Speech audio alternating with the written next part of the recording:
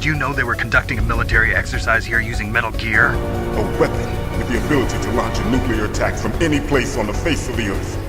It completely changes the nature of the strategic arms race and destroys the delicate nuclear balance. It's set up so that you need to input 2 different passwords. They found out my password. You talked. Psycho Mantis can read people's minds. There is a way to stop the launch. The card key, designed by Armstead, the system developers, as an emergency override. That card key? Baker should have it, somewhere in the 2nd floor basement. Psycho Mantis. One of the members of Foxhound. He has psychic powers. Snake, Psycho Mantis has the power to read people's minds. He got the DARPA chief's detonation code. Hurry up or he'll get Baker's code too. Snake, you've got to understand. I'm just the middleman in this operation. Anyway, hurry up and get to the 2nd floor basement.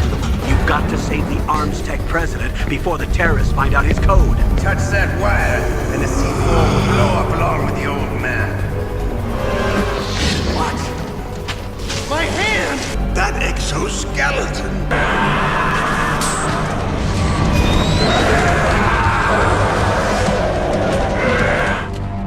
Who the hell?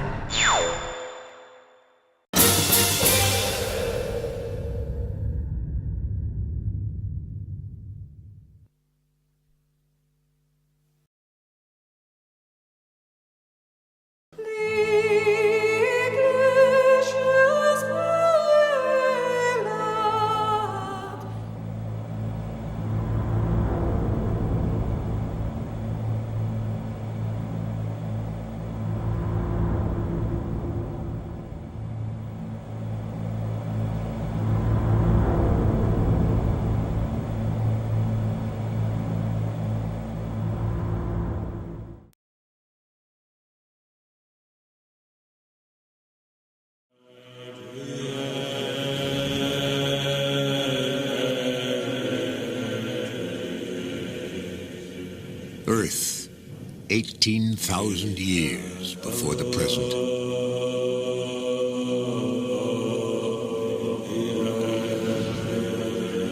It's a world locked and cold at the height of the last great ice age.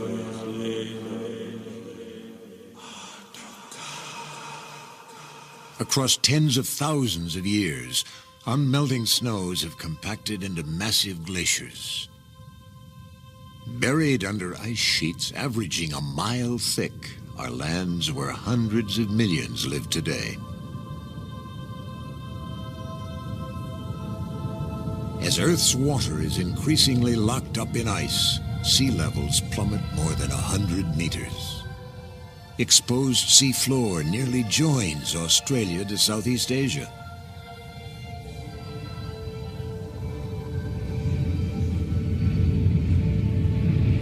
Japan becomes part of mainland Asia.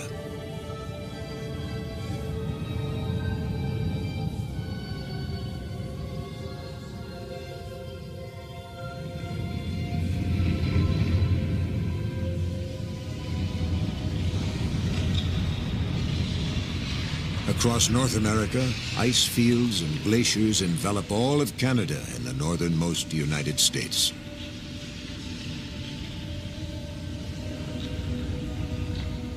As the Ice Age spreads, Alaska emerges as a crossroad. Off its Bering Sea coastline, the retreating ocean exposes a great land bridge, 1,000 miles wide, connecting Asia to America.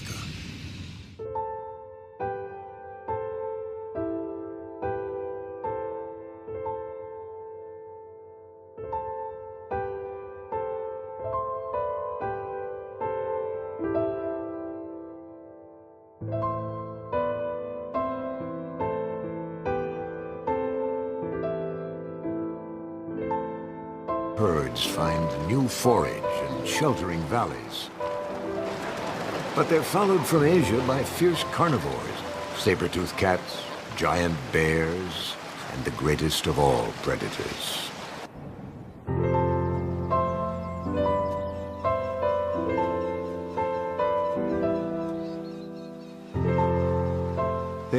in small bands from Siberia, pressing east in pursuit of game, unaware they're discovering a continent.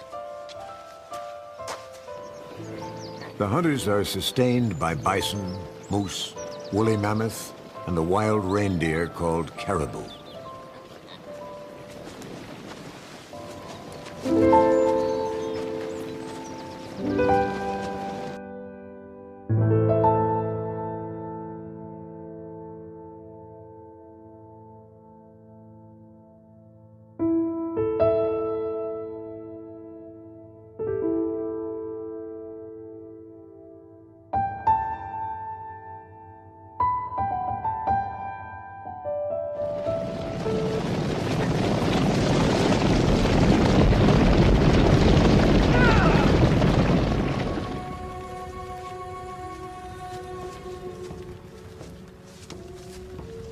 The hunters prosper here across millennia. But as the receding ice age opens the wall of glaciers to the south, most move on with the herds into the virgin continents beyond. Their descendants will become Apache and Sioux, Aztec and Maya, Inca and Amazonian. Yet some remain in Alaska. For them, this is a world of mysterious forces and spirits.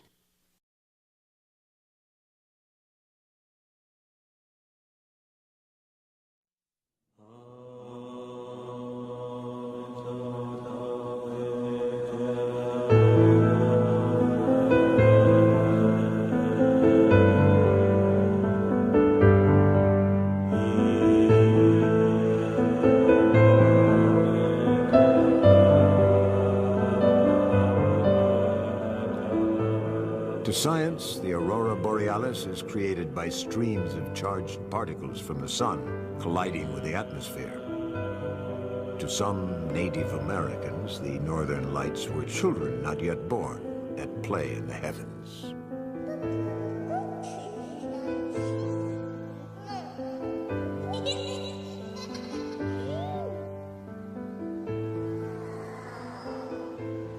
Here at the far edges of existence, the wildness of the ancient Earth never vanished.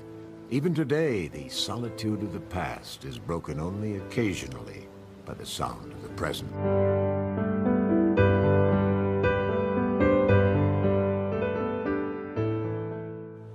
Today, the rising heat of climate change is thawing the supposedly unthawable Alaskan permafrost, releasing reserves of trapped carbon dioxide into the atmosphere, worsening climate change exponentially in the process. Ironically, between 1977 and 2010, approximately 16 billion barrels of oil were drawn up from the very same Alaskan dirt by the Trans-Alaska Pipeline System. Oh, I get it. Jim sent you. You're from the Pentagon. Answer my question. What about your code? There's no time. I talked. What? Now the terrorists have both codes and can launch any time. It's not like I didn't fight. I managed to resist Psycho Mantis's mind probe. He couldn't read you? How'd you do it? Surgical implants in my brain. Surgical implants? Kind of like a psychic insulation. Everyone who knows these top secret codes has it. Even the DARPA chief? Of course.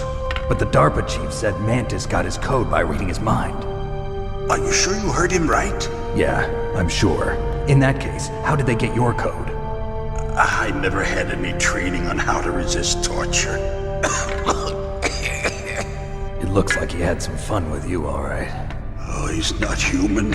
I tell you, he loved every second of it. What happened to your arm? He broke it. Looks like you're more than even now. His was sliced off. Ha, you're a funny man. So the DARPA chief, is he okay? Dead. What? Can't be. No, that's not what you promised, Jim. Now you want to shut me up? Calm down. What's wrong with you? I just told you I was here to save you. I didn't kill the DARPA chief. He had a heart attack or something. A heart attack? Oh, don't be a fool. Anyway, the terrorists have both codes now. Those boys are totally insane. They wouldn't hesitate to launch. I agree, but what do they really want? Oh, who knows? Maybe they're like us in the arms industry, always looking forward to the next good war. You know, our industry suffered quite a blow as a result of the cuts in military budgets due to this so-called peace. I remember hearing a lot about mergers and takeovers among the big weapons makers. Yes, and after my company lost their bid to produce the Air Force's next line of fighter jet, the Metal Gear system was our last ace in the hole. That's why we pushed to have Metal Gear developed as a black project. Black Project? Secret projects paid for by the Pentagon's black budget. You can avoid a lot of red tape and get a great lead time on your weapons production. And no one can bother you. Not even those bleeding heart liberals on the Military Oversight Committee. Well, I'm not gonna let these maniacs start a war today. You still have the card keys? Card keys? To override the detonation code. I heard you had them. No, not anymore. What? Who does then? Not the terrorists? No, that woman. Woman? Who? A soldier that was thrown in prison along with me. A female soldier, it must be. She said she had just joined up as a new recruit. They threw her in prison because she refused to take part in the rebellion. A new recruit? Could that be the Colonel's niece? I gave her the key. Looks like she managed to break out of here, though. I hope she's okay. I'm sure she is. She's green, but as tough as they come. But how did you know she escaped? I was in contact with her by codec. Until I was tied up here, that is. Codec? Yes, she stole it from the guard. If she still has it, you should be able to contact her. I'll contact her right away. But tell me, if this doesn't work, is there some other way to prevent the missile launch? You need to find Hal Emmerich, one of my employees. Who's that? The team leader of the Metal Gear Rex project. A genius at engineering, but a little bit of an oddball. If there's anyone who can figure out how to stop Metal Gear from launching, it's him. What if he can't come up with anything? You'll have to destroy it. Emmerich knows how to destroy Metal Gear. Where is this Emmerich? Well, he's probably being held somewhere in the nuclear warhead storage building. It's north from here. That's where he worked. I understand, but why Metal Gear? The nuclear age ended with the turn of the millennium. Oh, you're wrong. The threat of nuclear war isn't gone. In fact, it's greater than it's ever been.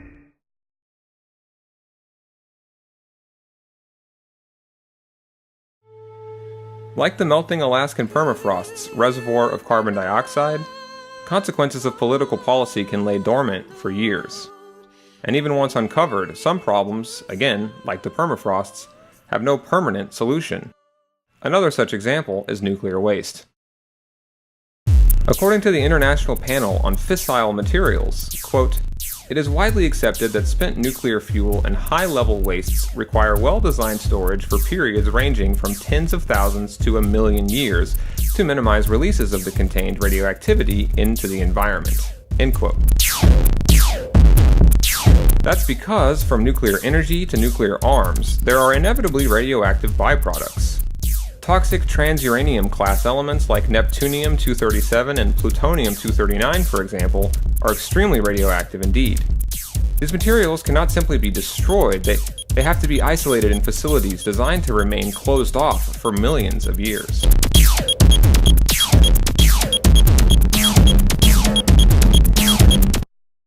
It's remarkable that a major city has not been destroyed by nuclear weapons since Nagasaki in 1945. And the question is, how long will that sort of good fortune last? There are not only 16,000 nuclear weapons in the world, but there is about 3 million pounds of weapons-grade uranium and about 1 million pounds of plutonium. The amount that you would need to make a very powerful nuclear weapon would fit into a small gym bag.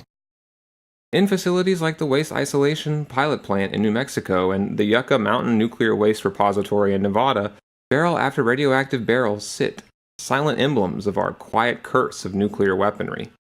They are part of the legacy the 20th century has left for the future, much like climate change. They are part of its mark on the world. The amount of spent nuclear fuel and plutonium is increasing even today. Listen, Have you ever seen a warehouse full of nuclear material? No. Drums and drums of nuclear waste stacked this high, as far as you can see.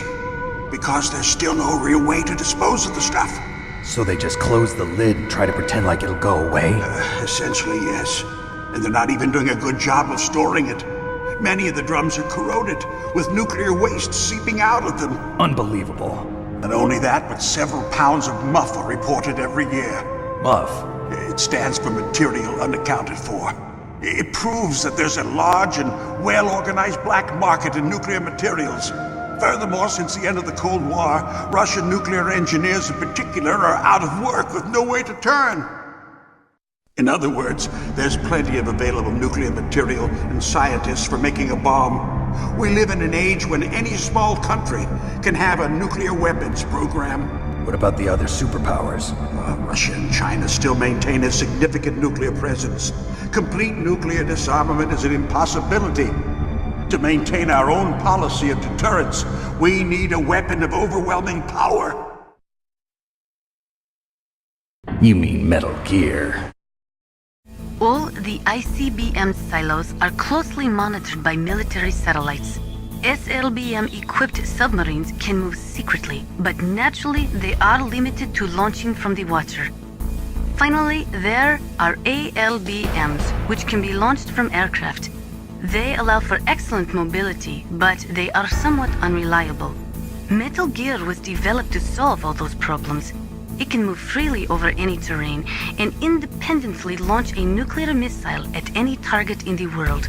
It completely changes the nature of the strategic arms race and destroys the delicate nuclear balance. It is a weapon to be feared, believe me.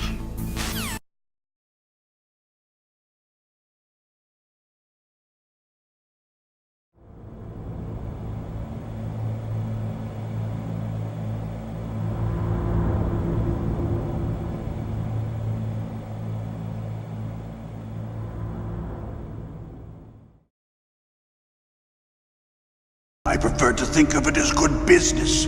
Anyway, Metal Gear was going to be formally adopted after the results of this exercise were analyzed. I don't give a crap about you and your company. Yes, that's about what I'd expect from a grunt like you. Here, this is what you came for, right? What's that? An optical disc. It's all here. The main hard drive was destroyed by gunfire. This is the only remaining copy of the data. What kind of data? All the data collected from this exercise. Don't play dumb. I know you were sent to get this. I hid it from that sadistic maniac while he was torturing me. They don't know this disc exists. Make sure you report this to Jim. To your boss. I'll give you my card too. It'll open up all security level 2 doors. Can you walk? No. No, you go on without me. They got my password. They don't want anything else from me. I have one more question. Who or what was that ninja thing? It looked like you knew something. That ninja? That was Foxhound's dark little secret. Dark little secret? An experimental genome soldier. You know him? You should ask Dr. Naomi Hunter from Foxhound. She knows better than I. Naomi? You've got to stop them. If it goes public, my company and I are finished. What? Doesn't Metal Gear use currently existing technology? Metal Gear itself does, but... What did you do to me? Oh, no. Oh, no, it can't be. Those Pentagon bastards. So, they actually went and did it. What are you talking about? They're just using you for...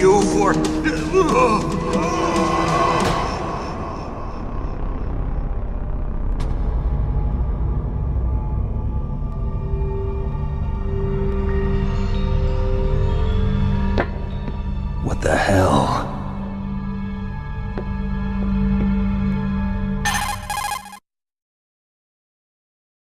There's no clear explanation for either death, but Snake knows better than to accept that they aren't connected. It's becoming obvious that Snake is being flat out used for some nefarious secret purpose.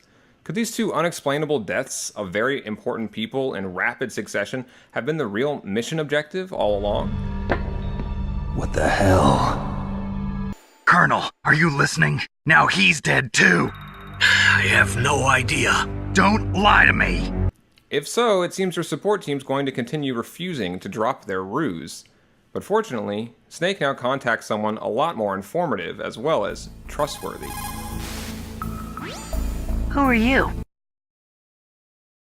Meryl, the woman from the prison, happens to be Campbell's niece. That's what drew him out of retirement, as he explained in the briefing. It's clear part of what drove her into the armed forces were the legends that Campbell told her about soldiers like you. Are you Solid Snake? That's what some people call me. The legendary Solid Snake? You? Sorry about before. I wasn't sure if you were one of the good guys. Meryl is the perfect foil for Snake, and ironically, though she cannot separate Snake the man from the legends her Uncle Roy told her about him, it is by contrasting against her, we the player are shown that very difference, shown Snake's, for lack of a better phrase, true colors. I'm the pawn they sent here to save your worthless butt. I don't give a crap about you and your company. Okay, let me try to say this another way. Stay the hell out of my way. Sorry about before. I wasn't sure if you were one of the good guys. Meryl, meanwhile, may lack experience despite her latent talents. She may have never killed anyone, but unlike the typical video game in MGS, that's considered a good thing. She's far more human, more in touch and alive, even if she's also more naive than Snake is, and he knows it. It's your eyes. My eyes? They're not soldiers' eyes. And they're rookie's eyes, right? No, they're beautiful, compassionate eyes. Oh, just what I'd expect from the legendary Solid Snake. Most brush these lines off as more of Snake's flirting, like we saw in the beginning, but David Hayter's excellent delivery here conveys a vulnerability and an honesty and a weary recognition of his own inner demons that gives this scene a gravitas far beyond the playful flirting from before. Ever since I was a little girl, I always dreamed about being a soldier. Every day of my life, I've trained my mind and body for the one day when I could finally see some real action, and now... Listen, Meryl, everybody feels sick the first time they kill someone. Unfortunately, killing is one of those things that gets easier the more you do it. In a war, all of mankind's worst emotions, worst traits come out. It's easy to forget what a sin is in the middle of a battlefield. But this isn't a war. It's a terrorist action. You're just a little jumpy from the combat high. The adrenaline in your bloodstream is starting to thin out. Just take it easy. But I learned all about combat high at the academy. We'll talk about it later. For now, just think about keeping yourself alive. Meryl was taking part in what your briefing vaguely called a training exercise, which then exploded into this armed uprising. You were involved in this exercise from the beginning. What exactly happened here? It quickly becomes clear your briefing was not only vague, it contained lies and omissions as well. You see, the island is the site of a secret nuclear weapons disposal facility. The disposal facility includes a hardened underground base. But what is this place? I don't think it's just a nuclear weapons disposal facility. Boy, oh boy, it's just like them. Nobody told you anything, did they? Okay, you see, this place isn't really for disposing nuclear weapons. This base is owned and operated by a dummy corporation of arms tech. This is a civilian base? Right, for the development of Metal Gear. Colonel. Shadow Moses is only a disposal plant on paper. In reality, it's used to build and test Rex. That's ironic. Nuclear weapons are being dismantled and pioneered in the same facility. Much like Snake's role, it's not clear whether the true purpose of the Shadow Moses nuclear weapons disposal facility is the poison or the cure for the saving or the taking of life. According to Meryl, the VR testing stage for Rex was completed only very recently. The training exercise in question was to test Rex's capabilities, to simulate its use in reality rather than virtual reality. For maximum operational security, the Pentagon allowed ArmsTech access to 2 top-secret black projects of their own. Foxhound, and the genetically enhanced super soldiers known as the Next Generation Special Forces. Meryl confirms Baker gave her the keys, but she won't cooperate unless Snake lets her tag along. After Snake begrudgingly agrees to her terms, you're given some free time, while Meryl works on opening a particularly high security door you saw in the tank hangar's first floor. And here's where we start to see that Resident Evil influence. Baker gave you his Level 2 Personal Area Network, or PAN, keycard, which, much like a new key in Resident Evil, will open random doors all over the map. If you're really thorough, by the time you leave the tank hangar, you'll have a new cardboard box, mine detector, and a SOCOM suppressor. But on your way into and through the Mission Impossible-like laser room, you notice, is there a missing tank in the hangar?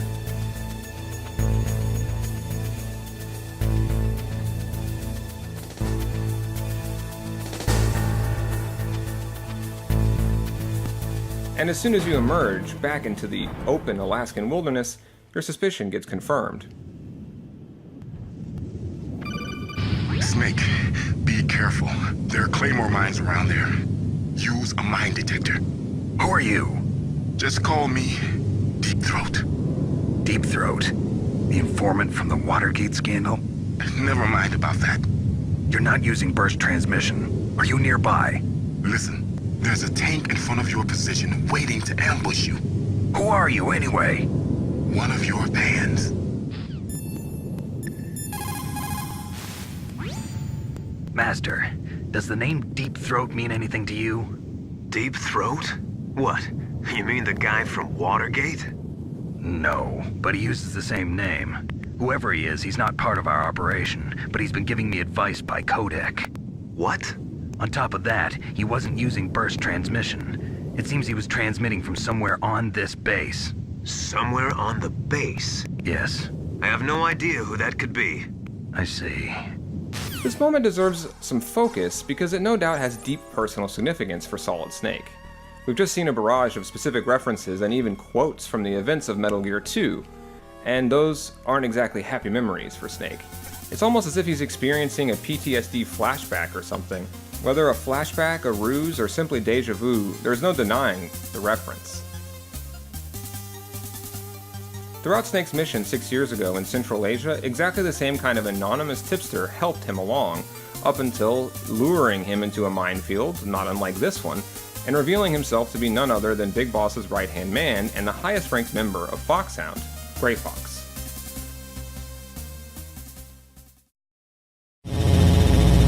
But the real Gray Fox died 6 years ago, as the fortress city of Zanzibar land burned to ashes around him. All this Deep Throat really has is quality information on all of Gray Fox's old catchphrases.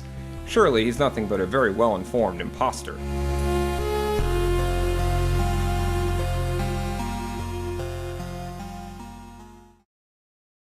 The mysterious source of this information, the so-called Deep Throat, certainly raises more questions than answers. But as you see next, what cannot be questioned is the accuracy of Deep Throat's warnings. If that isn't weird enough, when you come face to face with the second member of Foxhound, Vulcan Raven, a deep if subtle irony sinks in. It seems only your enemies are willing to show you their true selves. Snakes don't belong in Alaska. I will not let you pass. Send him a message.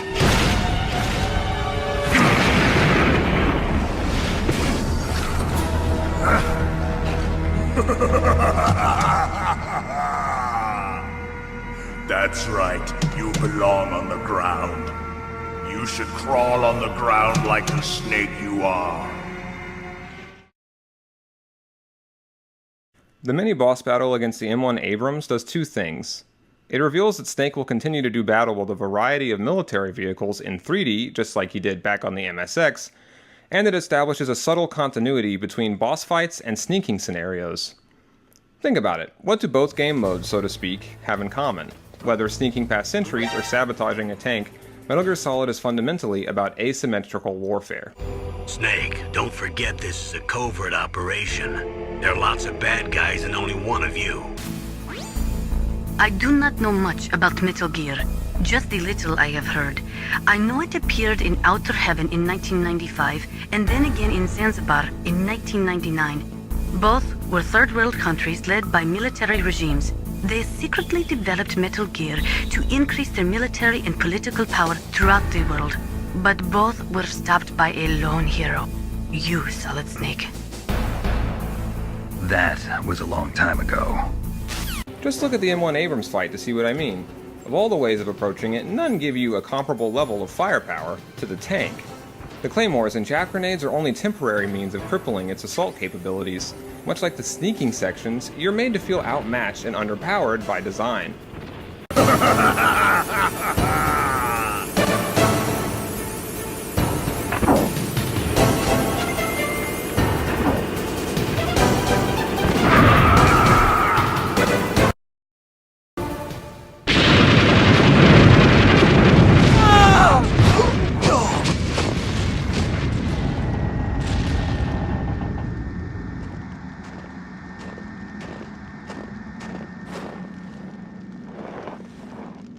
Speaking of design, it seems the tank battle was yet another Foxhound test.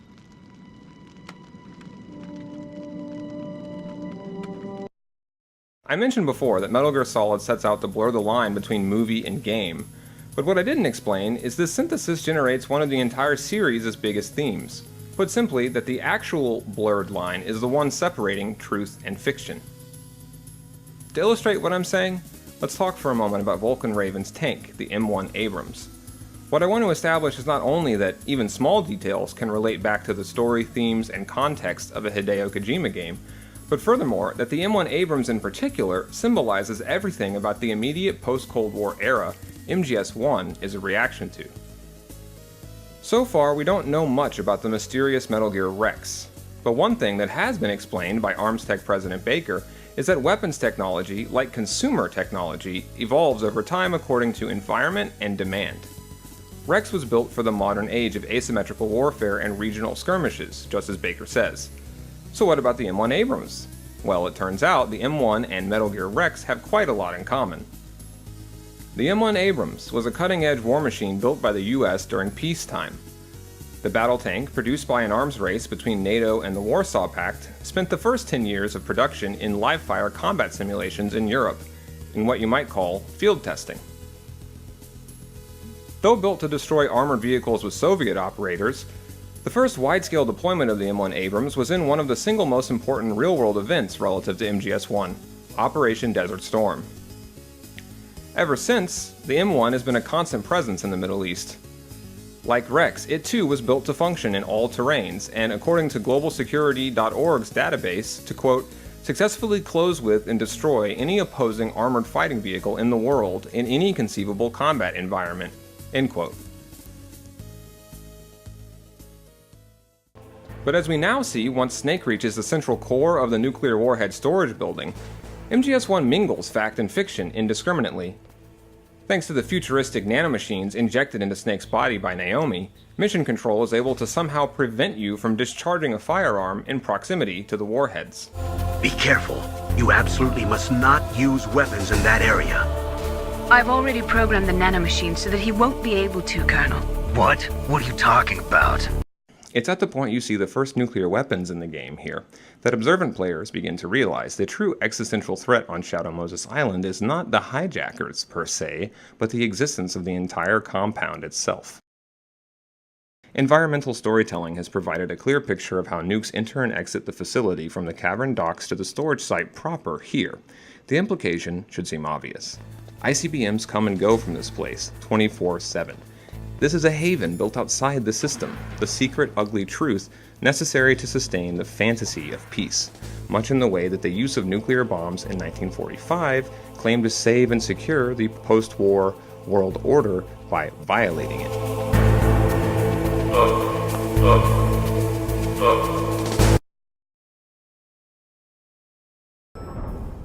And then, once Snake is tasked with remotely destroying the electrified floors generator on basement level 1, we actually see fact and fiction synthesize. When it comes to the Nikita remote-controlled missile, according to Kojima in the MGS-1 guide, quote, Although in real life a larger version exists, there is no version as small as this one." End quote.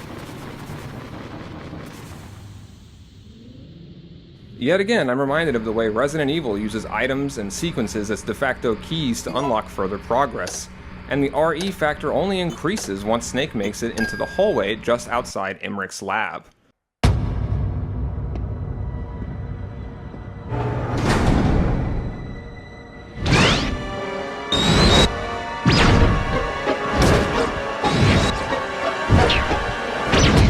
It looks like they were cut by some type of blade. The blood-soaked corpses strewn every which way bear lacerations, not gunshots. The obvious culprit, the cyborg ninja, is just ahead.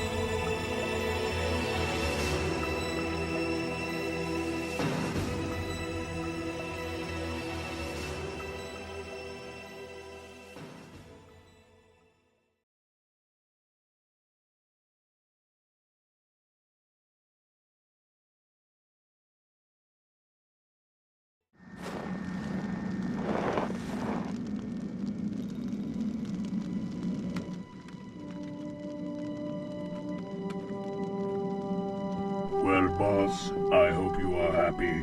He got the card. We'll play with him a little longer. You would be wise not to underestimate him. What did you think of him? He is just as you said. In battle, he is as if possessed by a demon. Much like you, I would expect no less. See? I told you so. But I will kill him. So, General Ivan, I hear he took your hand as well as your dignity. Watch your tongue, shaman. In the language of the Sioux people, Sioux means snake. It is known as an animal to be feared. Well, Snake is mine now. When I meet him next, I'll take special care of him. Not yet. Don't kill him yet. He and I will meet again in battle. Same prediction as always? Yes, the raven on my head. It thirsts for his blood.